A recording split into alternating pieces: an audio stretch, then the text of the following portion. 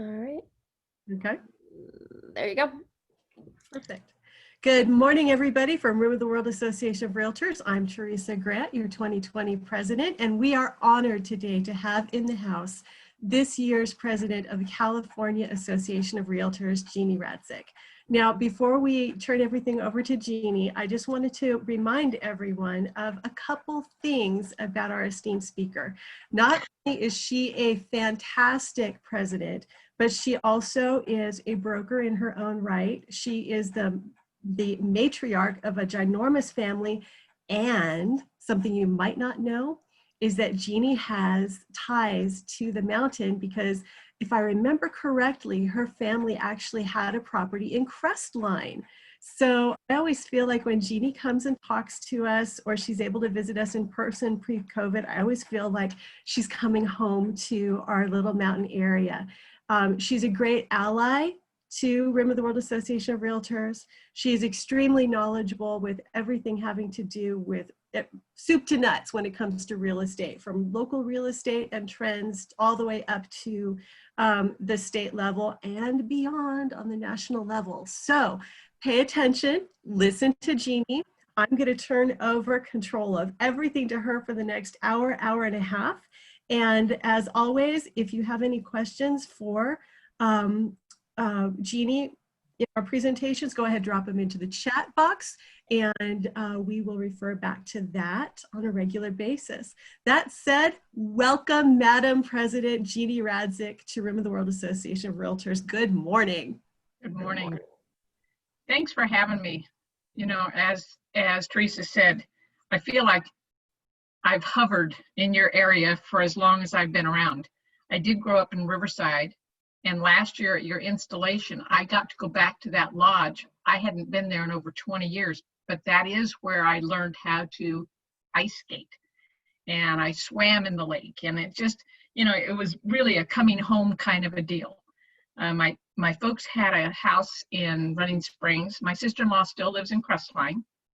And so it's one of those things that, yeah, my son and his family rented a place up in Lake Arrowhead, I think, about a month or so ago. So they were driving along the highway and they passed Santa's Village.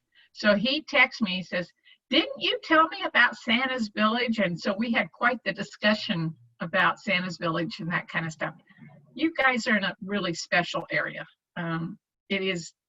Not only is it geographically a little isolated, which makes it unique, but you have the little pockets of community that have their own little feel of community. And, you know, just a nice area. So again, thanks for having me back. We do have a PowerPoint this morning, and I'm gonna let Brandy run through it with you. And there you go. So there's just a bunch of information. I'm going to run through the first part of this pretty quickly because it frankly should be old news to you. Brandy, go to the next one, please. So the next slide is just kind of a little bit of a recap. I think she's letting people in. You okay, Brandy? Brandy, you're muted.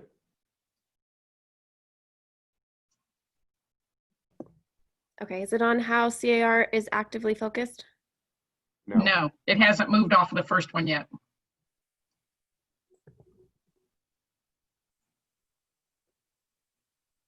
Ha, I feel better. It's not just me.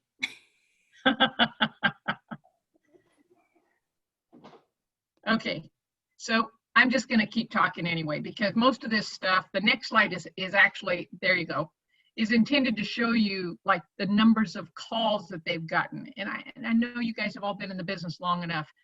If you recall, when we went into shutdown, do you know that it was like 10 days later, we had our first PED form.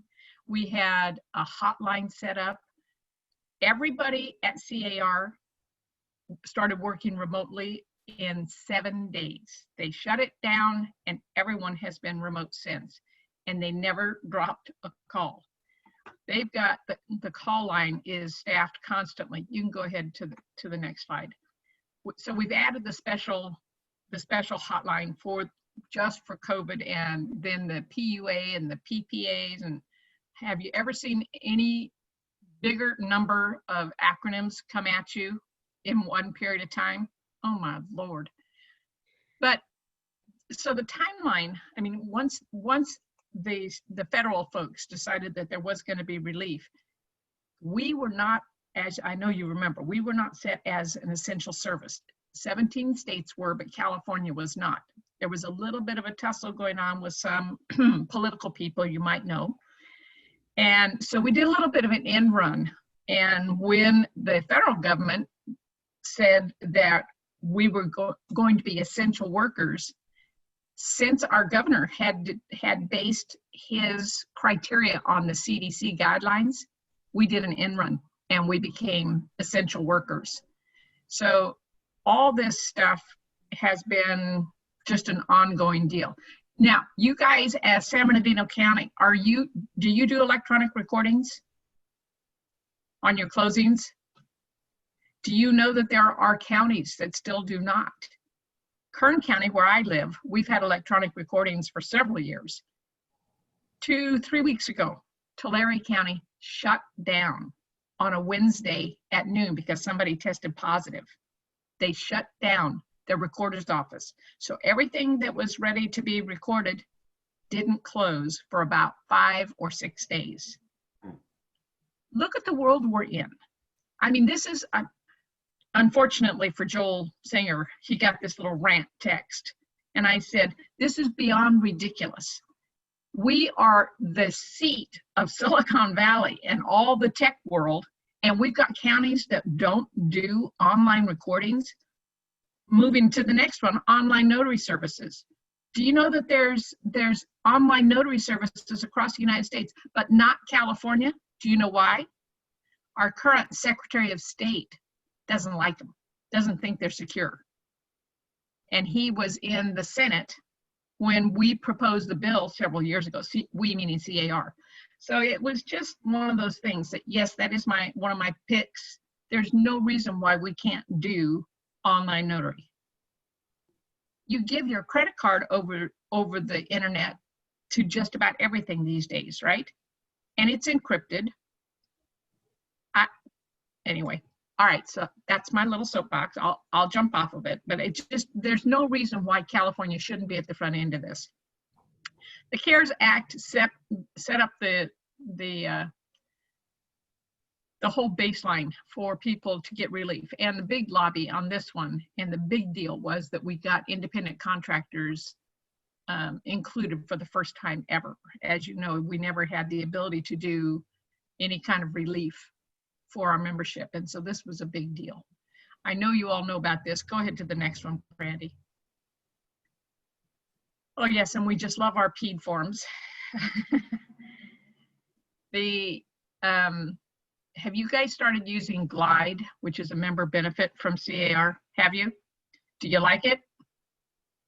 Something that my local association is just coming online with.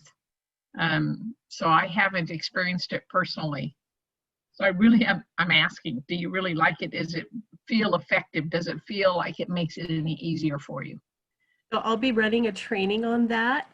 Once a month I do Appy Hour, but we're going to do a separate training on that. I've been using it for the past 3 weeks, and this is cool. It's a cool app. I cannot wait to bring it to our association members. So yes, Jeannie, learn the tool. It's awesome. All right. Atta girl, thanks. Go on to the next one, Brandy. So I know you've seen these guidance on showing properties. We all know what we're supposed to do, right? Does everybody do it? Or do you have issues? And I'm not asking for a real answer. I mean, here's the deal. I was on a conversation with the governor's office and the health department. They said out loud, we don't trust realtors to do it the right way, so you are not going to get open houses. End of story. Because they live and breathe in Sacramento. And if they can drive around Sacramento and see open house signs and people going in and out of open houses, what makes you think that they would believe that everybody else in the state is going to do things the right way? I know everybody's figuring out ways to get around it, but you know, we can't. The people that get on a call like this, you want to know, or maybe you were threatened, you better show up. I don't know. But you know, you want to know, you want the information, right? But where's the rest of the membership? Do they know, and are they confirmed that they know how to do business the right way? Go ahead to the next slide, Randy, because this is just the last three. Anyway, so long story short, we still don't have open houses. Now, if you have, what do you call it, showing time kind of a deal, and you want to set people up on specific appointments and get them to sign a PED and then clean between each one. So in other words, every open house would require basically 2 agents, one to monitor the line of folks outside, because you're probably in the same position everybody else is, not enough inventory, right? And somebody inside to wipe everything down. You know, my vote is to tie all everyone's hands behind their back so they can't open the cabinets. Really? You can't tell how deep that cabinet is because you can't see it hanging on the wall? You have to open it to see what their cups and their plates look like, see if yours are going to fit. They're all the same. That's like when our grandparents bought cars. What'd they do? They kicked the tires. Why? I don't know. What did that prove? I had clients that would turn on faucets. They still do this. Why? I said, please don't turn on the faucets. Why not? I want to see if it works. I said, that's what a home inspection is for, number one. Number two, I'm not going to sell you a house without water. And number three, this is a vacant house. So if we leave and there's a leak that's developed underneath, who's responsible for repairing that? Because it's leaked the whole time we're gone. Oh, it's that, what are you thinking kind of stuff. Anyway, so if you're going to do open houses and do it the proper way, get a sign that doesn't say open house. You know, change it from open house because it's not open. Showings by appointment. 10, 11, 12, I don't care. You know, it's just, but do it in a manner that we're not going to get dinged. You can go to the next one, Brandy. So do you guys, are you in any kind of a restriction, a special restriction over and above what the state has deemed? Okay. Thank you for shaking your head because I do get that. The posted rules for entry. This is one of the silliest things that I can possibly think. Okay, I'm not supposed to say that out loud. This is the form that you're supposed to, this one and the next one, right? And what does it make you think of as you see it? Does it make you think the house is in foreclosure when you see it posted on in the windows or on the front door? And have you ever watched anybody go up there and stare and read that thing? And you just tell your sellers, everyone's got to do this, just post it up there because it tells people they're not supposed to touch. It tells you're supposed to be, come on, you know, anyway, all right. That was an editorial, sorry. Yeah, is the house going to blow up? That's what this says to me visually as you go up to it. The house is going to blow up. Be careful. Anyway, so yeah, and we're supposed to sanitize. Okay. So I am assuming that you all get the coronavirus updates every week. They come out on Wednesday. I'll tell you, I think that the staff has done a fabulous job at sending that coronavirus every week. I literally save it on my desktop. Then when the new one comes, I get rid of the old one because you'd be prone to go back and find one that's got something that's not quite current enough. But this is the way the website looks. And so all of these are hot links on the left side. They're all things that you can touch on. It's just full of information. Go ahead, Brandy. There's the weekly recap. You know, I don't know how these guys get through this stuff. Seriously. All right, I get to talk about some of my favorite snark, the legislative update. All All right. So go ahead, Brandy. You know, I'm sorry. I should be more serious. I've been living with this. I have to tell you, yesterday I was asked to call the governor. Now, this is a big deal in my mind. It's like, you know. So I called about 15 times and I got a busy signal each time. So I'm not sure, but he got a message to our legislative people. It says he wants to talk to Jeanne Radsick because she's the president of C.A.R. and he wants to have a discussion about our Prop 19, which I'll talk about in a minute, and Prop 15. So it's basically an olive branch to say, yeah, I haven't been on board with you guys. So let's try to work together. And frankly, I don't care. I mean, I'm not saying that to be mean. I don't care whether you like the governor or not. He's still the governor and he still has power. So we want to make sure that we play nice with him. And I've met him a couple of times, talked to him a couple of times.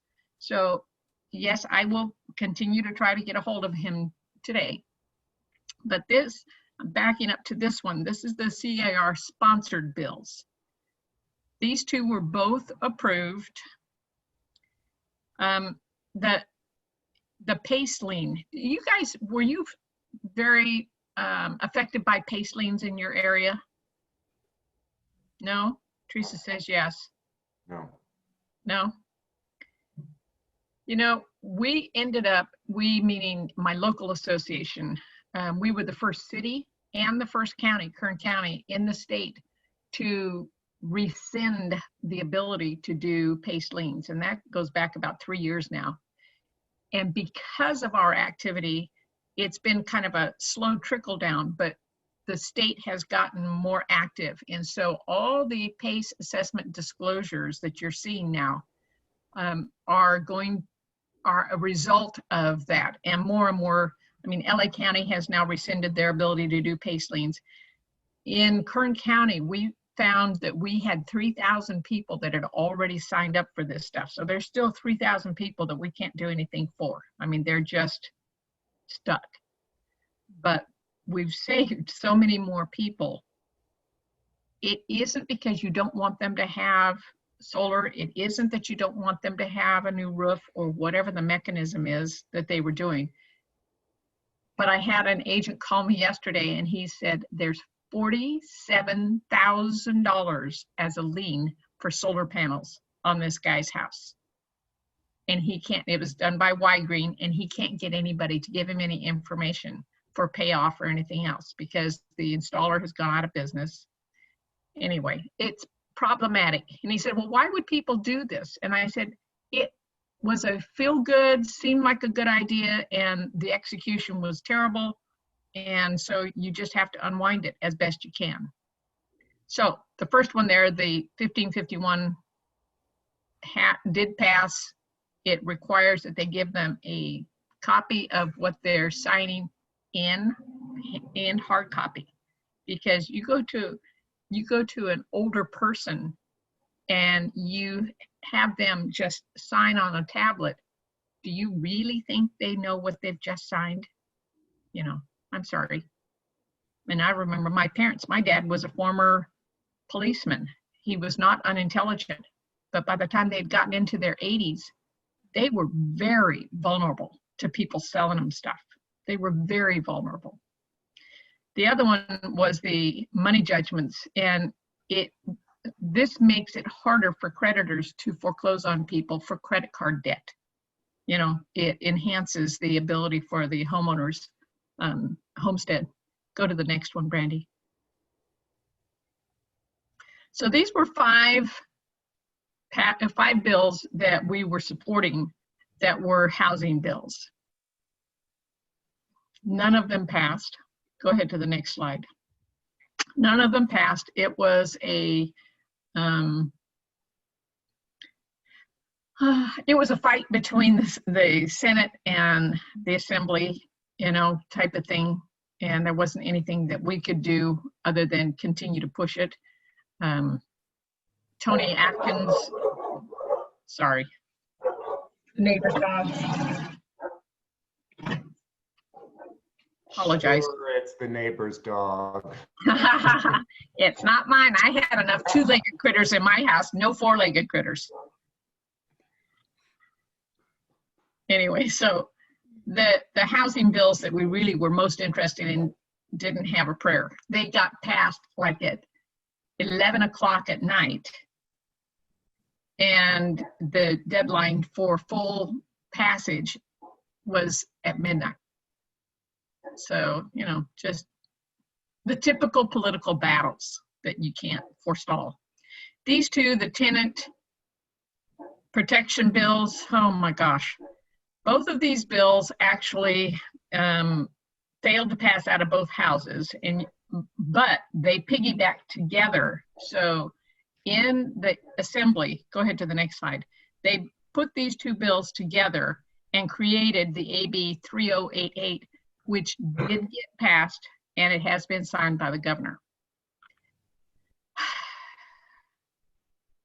I am not unsympathetic to people that are struggling to pay their rent. And I mean that sincerely. I'm not unsympathetic. But dang, what about the guys that own the properties? How are they going to pay their mortgage if you give everybody free rent? I was known to be quoted in our local newspaper a couple of weeks ago. The reporter called me and he gave me this whole big deal, and it's called Faith in the Valley. Well, anytime they, you know, name their companies like God's Blessing and it's an AC company type of deal, hold your pocket and run. I'm just saying, because it has nothing to do with faith. This Faith in the Valley, they were coming up with all kinds of stuff, and it was all about the rents are too high, the prices of the homes are too high, that people can't afford it, and we need more housing. So I said to the reporter, I said, so they want us to build more housing, but they don't want us to charge market-based rent. Oh, and just let them move in for free, but they have to abide by all the CEQA rules that make the cost of building these units enormous. And I said, so what do you think we're going to do? I said, this is ridiculous. We cannot build more housing and not have a return on the investment for the people that are building it. Anyway, so they did print. I said it more nicely than that, but they did print it in the paper. And I said, this is a no-win. You cannot give people free rent. What they need to do is pay the landlord that has to pay the mortgage and let them give credit or work out the deal with the tenants. It isn't something that they should just give them free rent. Anyway, so these are two that did get passed. And the tenants, the eviction deal, we have members that I've gotten flaming emails from. I understand. They thought, I mean, this was created and became available late on a Friday night, and they were voting on it by the following Sunday night, like 2 days later. Well, there was no way that we could interject ourselves and get in the middle of it and get it changed. We had no capacity. This is the one where my assemblyman texted me about 10 o'clock and he said, where is C.A.R. on this? I said, we don't like it. We would vote against it, but we have no capacity, and it's being supported by the apartment association. You know, it was being carried by them. So that's where it was, and it did get passed, and it did get signed. The eviction, supposedly, we have some protections in there that they're going to start eviction proceedings. As you can see at the bottom, September 2nd, you can now evict someone, because if you go back to March of this year, you couldn't evict anybody, period. So now you can evict as long as it's not COVID related. Well, how many of these tenants do you think don't have friends that say, oh yeah, just write a letter, and all you have to do is say that I attest that it's COVID related, that I can't pay my rent. So I mean, it's gonna be real interesting. You can go to the next one, Brandy.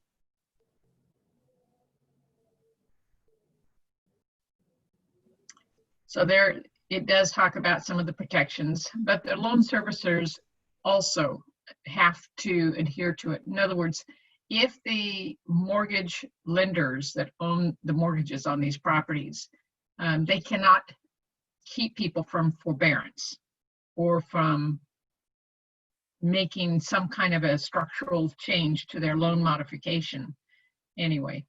So yes, at that bottom line, you can see we did go neutral, but that was because we didn't have any choice. There was no way we could get into the middle of that in about a 36-hour window. You know, even if every realtor in California called, the governor said he was going to sign it, Tony Adkins was going to sign off, and Rendon was going to sign off. When all the power brokers are going to sign off, you're cooked. You know, that is a reality. Go to the next one, please. So, yes, we do have the moratorium. Yes, we do have things that we're trying to work on the backside. The AB 3088 applies until February 1 of next year. So we're hoping that in the meantime that someone that is a little more landlord friendly within the legislature will work with us to put another bill together. Because you know this will get extended, right? Unless we get in front of it on the other side of it. So that's part of what we're trying to work on. You can go to the next one, Brandy. So, and I know that she already put in the chat that there is a class tomorrow, the Tenant Relief Act, and it would be a very, very, very, very good thing for you to attend the classes tomorrow, 1:30 to 3, and it will tell you some of the details of this thing other than, and I really am not trying to be mean and snotty about it. It's just one of those things that there was just no way that we could possibly fight it on behalf of the membership. But anyway, you can go to the next one, Brandy. So let me go to what I consider a much more positive one. Hopefully you all have heard about and know about the Yes on 19 proposition. The only group that is fighting this, you can go to the next slide. The only group that is fighting this is the Howard Jarvis group. And they are literally lying about what this bill does. We normally are in alignment with them. So this has put us in a little bit of a funny position because we've always been friendly with them. It does not unwind Proposition 13. It's supposed to strengthen Proposition 13. When my parents moved from Riverside to Bakersfield, they were not able to port their tax base because the house they bought here was $2,000 more in value than what they were bringing in. And so the Prop 13 requirement was that you had to buy down in value. Well, that was put in place in 1978. How many of us think that if you have a baseline from the house you bought in the 70s and 80s, how many of us think that you're going to buy down from that value? The world has changed. The pricing structure has changed. There's just no way that's going to work. So now the Prop 19 says you can buy up or buy down. You can transfer up to 3 times. And we've had some pushback on that.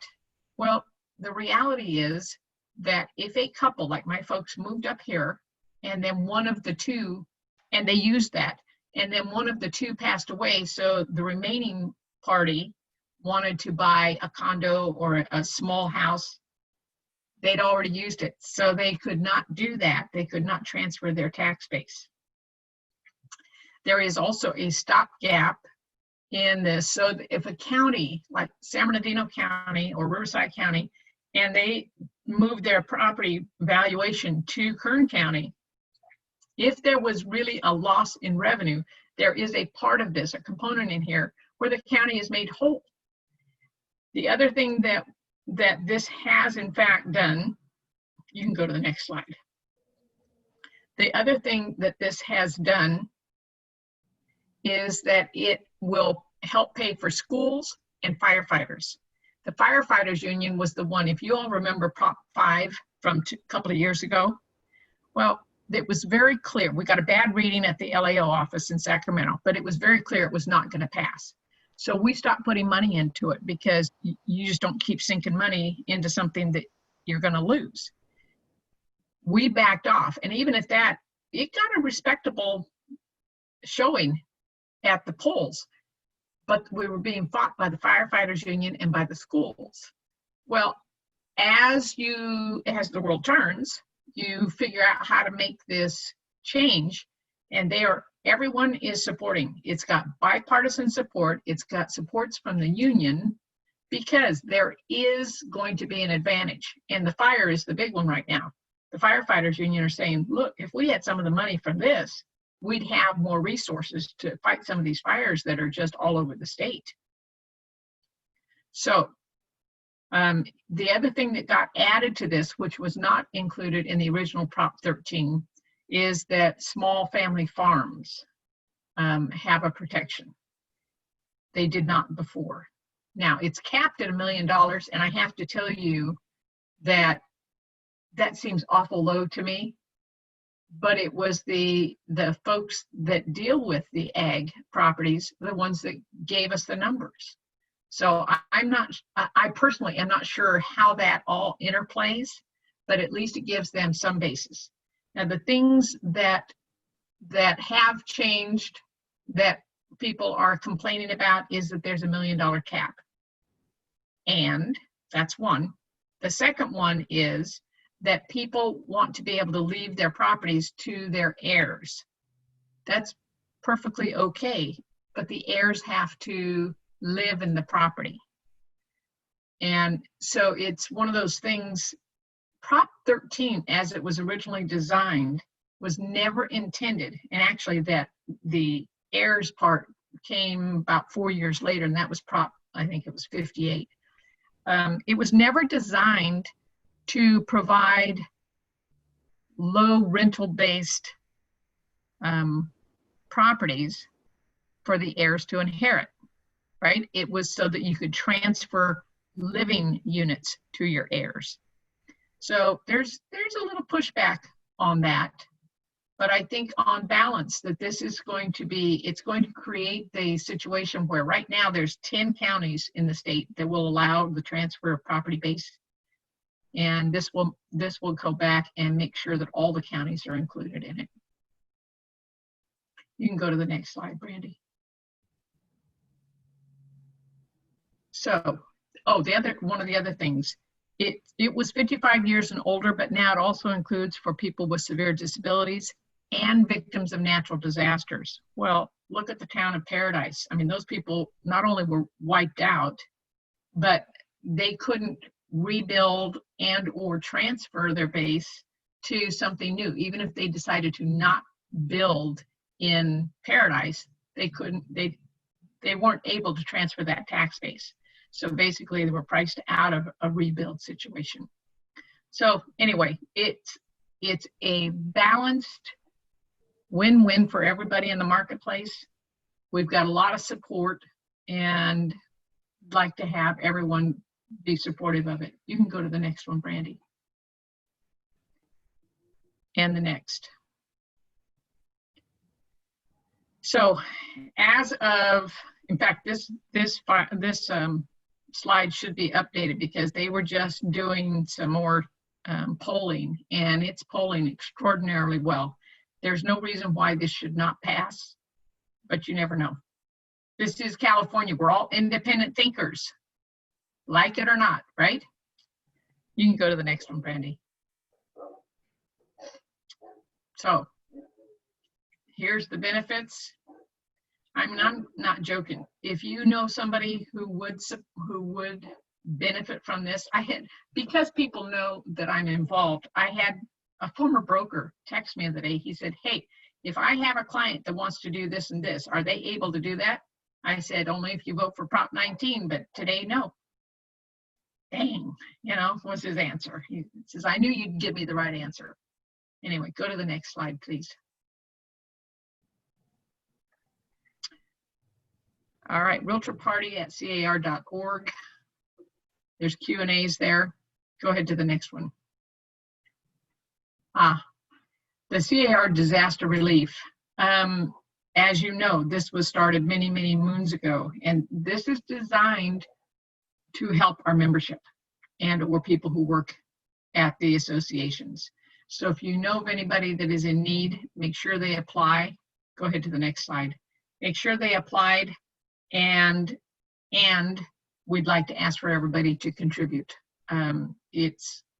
We've had, I think they said last count was only 9 people apply from the North Bay area, San Francisco Bay Area. So we may not have an immediate need. I know C.A.R. out of their reserves has offered funds to the people in the hurricane path, you know, type of thing. It all rounds out. When we did have the Paradise, we got millions of dollars from NAR, from various states to help those folks. We went through our funds fairly quickly, and ours were designed just for our membership. When we got money from NAR and the other states, that was to help all the population. Go ahead to the next one, Brandy. So how many of you will be attending the real estate conference and expo? Yay. I'm not seeing any real positive smiles there. Derek, are you gonna go? You're muted. Yeah. Yeah, I'm gonna try to make some of those, absolutely. You know, it's gonna be free. It'll be a first. We had Woman Up last week, which was a virtual deal, and that was really interesting. I can't tell you, I was real fond of my avatar and trying to work that and tell him to sit down. He kept saying, do you want to sit? Yes, right there, right there. And I'd push the button and it'd say, would you like to sit? Okay, I'm just a little obsessive compulsive. I'm just a little. And I was a little frustrated by all those little avatars that were standing in front of the stage. Go sit down.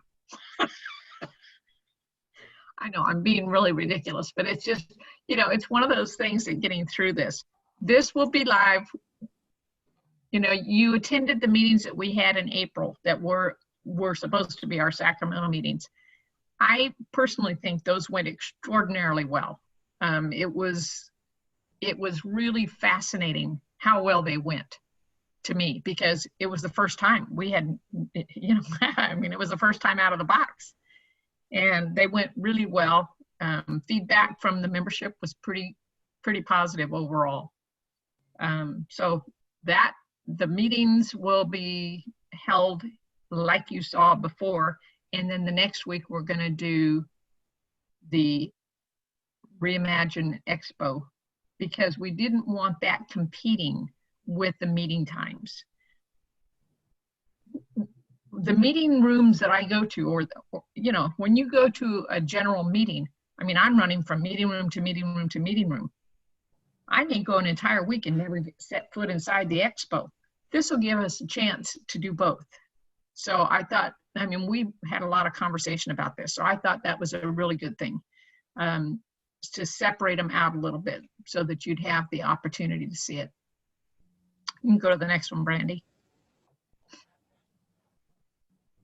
Oh, okay, just in case you didn't recognize me, I wore the same outfit today. Can you tell? Wow. Sorry. Anyway, I'm open to questions. If anybody has a question they'd like to ask. Derek?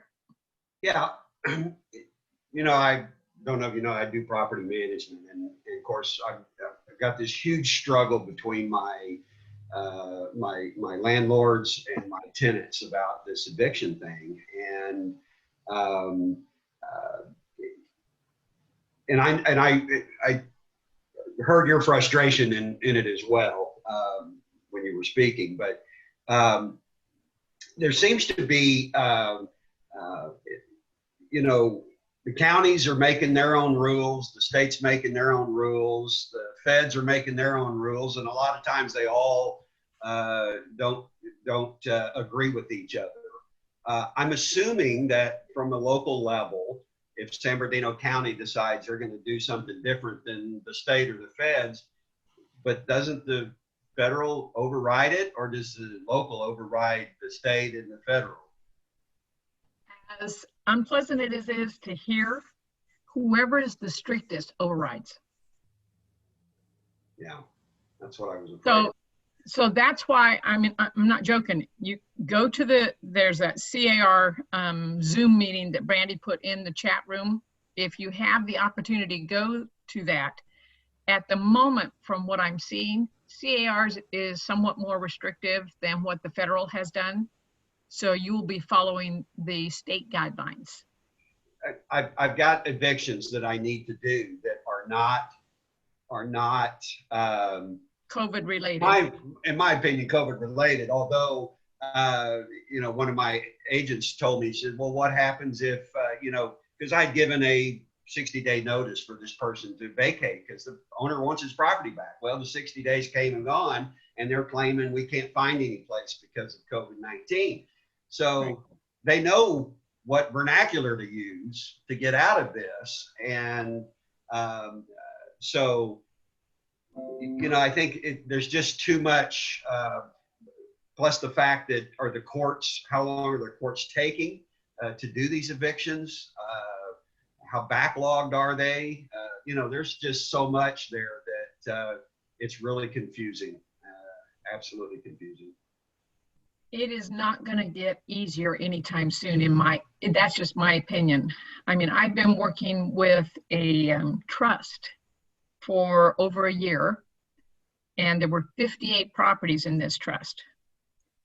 And the requirement or the request as it was brought to me to work with was that we really want to provide the opportunity for the tenants to become the purchasers. Now, the most expensive property in this trust was at $200,000. So you get a general feel, you know, for the type of properties. These are not palaces.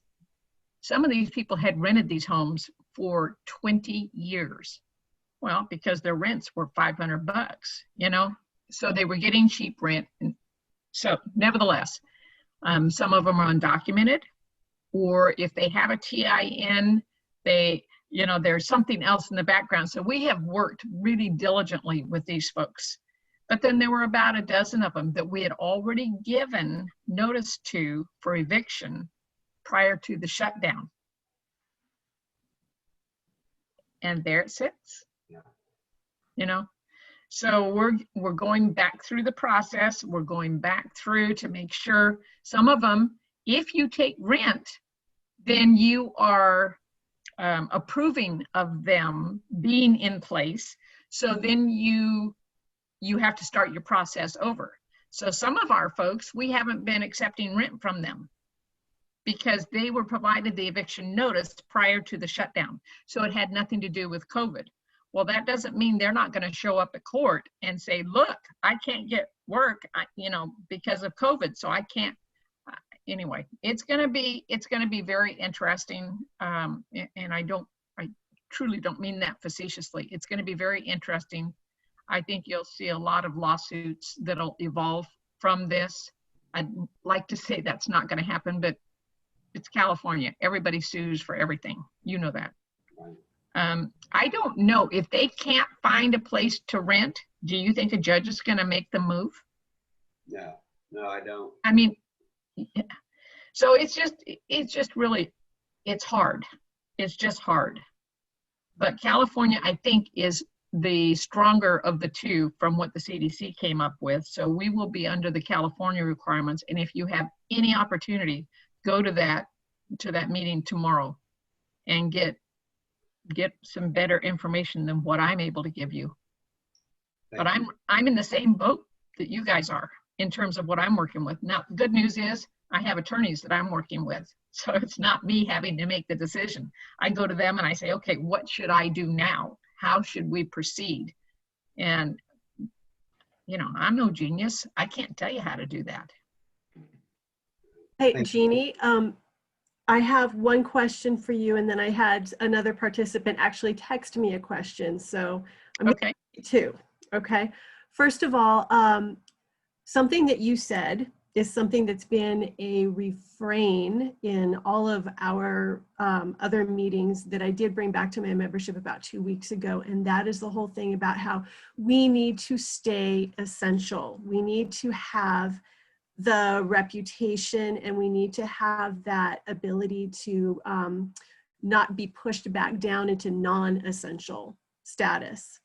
So my question to you is, and I don't know if you can answer this or not, but do you know, are we seeing more ethics complaints being filed due to COVID stuff, like agents not handling showings correctly, or agents having open houses despite the requirements not to do so? Are we seeing an uptick on that at the C.A.R. level? Do you know, has Brian said anything about that for pro standards, or what? Since that doesn't come to C.A.R. specifically, but goes to the locals first, I don't know that I have any data to share with you. I will tell you anecdotally, yes, I'm that person that turned in this idiot that put an ad in in the newspaper. Okay, so here's where the snark comes out. How many of you think that the only people that put their pictures in the paper with their hip thrown out and they're like this, is it any business other than real estate that does that? So even if he didn't put open house, he says, welcome to our party. Doesn't say there's a realtor involved, but the woman is posing like this with her picture. So yes, I went to the MLS, and yes, it is for sale. And yes, it is, you know, so I turned it into the association, and boy, they were just on it, right? Because do I look stupid? You know, I'm sorry, that was rhetorical. So don't answer. But just, you know, if we don't turn the fellow members in who are misbehaving. Now, I've got, when I have to chase people down for their peds, oh, Jeannie, I promise, you know, and you've got a vacant unit and you want to sell it for the client, and then you have to chase them for a ped. No, I've told two of them, I said, I'm going to put your name on my next listing under agent remarks where the public doesn't see it. Do not eligible be shown by so-and-so and so-and-so. Wow. Okay, well, I'm just telling you. for the anecdote, no, I get it. I get it. What else are you going to do for these guys, right? Yeah. Okay, and then the other question that came through, and I think you might have touched on it a little bit, but if you don't mind revisiting it, and that would be awesome. And then I'm going to ask the question, and then I'm going to jump off to my other appointment. So thank you so much. Okay. So when the CDC issued the stop last week, it was last week, right? There's a lot of chatter about how, because that was the CDC issuing the stop, that there's absolutely zero financial relief for landlords, and there's zero financial relief or incentive for tenants. Are we talking about that at all on the C.A.R. level, or is this tying into something? Okay, so you're talking about the federal deal? Yeah, that the CDC issued. Okay, but that's what Derek and I were just talking about. That's what I thought. The C.A.R. stuff, our rules are going to take priority because I believe they are going to be stronger and tougher. And that goes to AB 3088 that was just signed by the governor last week. Okay. So our rules will take precedence, I believe. But again, for the umpteenth time, and you'll get tired of me saying it, go to that webinar tomorrow. It's at 1:30. And I think that there will be some clarity for you on that. It's just, we are all in this cauldron of not knowing, but you know some, but not enough, and it's not clear. So who's on first, who's on second, and how do we get clarity on it? I mean, as I said, I'd like to tell you I'm this genius, but I sit on those is there anybody on this call that attends the large broker town halls every week? There's one every Friday that C.A.R. has been holding for large brokers, and we get about 220 people participate every single Friday, and it's for an hour and a half. I'm not joking. I am on that call every single week and learn something new every week, because somebody will ask a question in a slightly modified way and Brian will come up with an answer, or Gov Hutchison. I mean, these guys are just, what would we do without them? I'm not kidding. These guys are really good at what they do. So yes, we listen to them, we follow them, and I'm not kidding. I learn something new every week. And it's as much listening to my fellow realtors. You know, when you ask a question that is something that I might have experienced, man, I feel lucky to get that kind of answer, because now I know something I didn't know before. And these guys have 50 and above agents in their offices. So they're dealing with it at a different level. You know, some of them have thousands of agents. That's like herding ants. When was the last time you tried to corral a bunch of ants? You know, realtors are all independent-minded folks, and that's what makes us good at what we do, but that also is the issue with not getting open houses back. And that's, you know what I'm saying? It's a definite double-edged sword. I really like what I do. I really like being a realtor, and I think I'm good at it. You know, my clients like working with me, but you also have rules that you have to play by, and the ones that we have the issues with are the ones that don't want to play by the rules. So again, go backwards, and if you've got people that don't do it right, please, if you don't call them directly, call your association. I don't care if you file a formal complaint. We have anonymous tip lines at my association, you know, and they do some follow-up. So whatever it takes, but we need to be self-policing, because we surely don't want the government coming down on top of us. Not any more than they already have. All right, what else can I not answer for you? Do you guys have any other questions? Feel free to unmute yourself or throw it in the chat box. Come on, you guys are so quiet out there. I registered for the expo. Did you? Nice. Atta girl. You'll love it. Can't wait. I think this will be interesting. Yeah, some new faces. Anybody else? They're normally really close. So, I mean, how close can you get from your living room? But they are normally really close meetings. Keith, did you have a question? No, Jeannie, I just wanted to thank you for your time today. You're always so informative. I enjoy you as our president so much. Oh, thank you.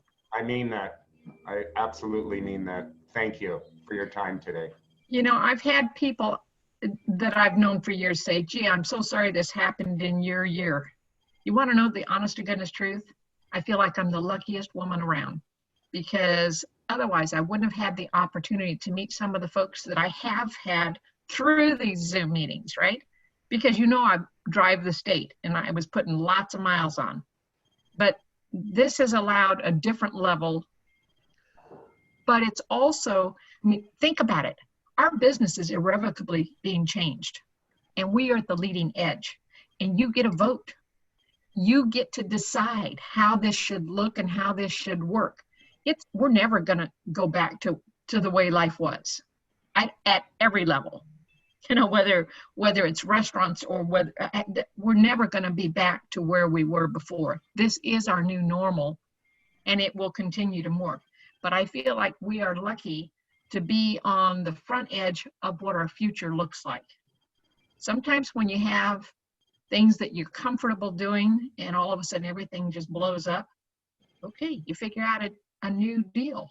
I feel like I'm very, very lucky to have been in this position, because I was granted a special opportunity. And you guys have made it work for me. So I appreciate that. Wow, thank you. Thank you, Jeanne. You're welcome. All right, you guys have a great day. You know how to find me. I answer my phone. Okay. So you call, text, email, whatever it takes. I will answer. Okay? Well, thank you for Thank you. coming. And I'll see you next week. Yes, you will. Bye, guys. Thank Bye. you. Thank you. Randy.